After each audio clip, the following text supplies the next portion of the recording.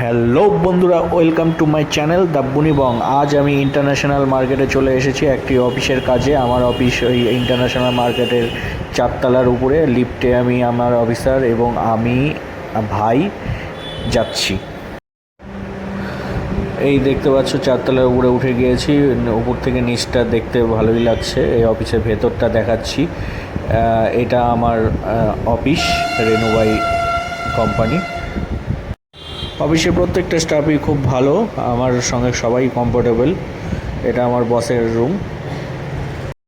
বসকে বলছিলাম খুব খিদা পেয়েছে, চলো তাহলে কোথাও খেয়ে আসি। তাই বস আমাকে নিয়ে এসেছে শিলিগুড়ির একটি নামকরা তিস্তা রেস্টুরেন্টে। না, রেস্টুরেন্ট না, এটা হোটেল। দেখতেই পাচ্ছ কত ভিড়, আর ওয়েট করে আছি। তারপরে একটা সিট খুঁজে পেলাম। এই আমাদের একটা থালি দিয়ে দিয়েছে।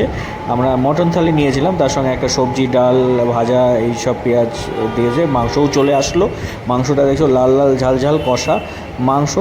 খাসির মাংস ছাড়া আমার কোনো কথা নেই। খাসির মাংস আর মাংস যেটাই হোক, খাসির মাংসটা মেন প্রেফারেন্স। দেখতেই পাচ্ছ সব নামেই তিস্তা হোটেলের এত মানে পপুলার না।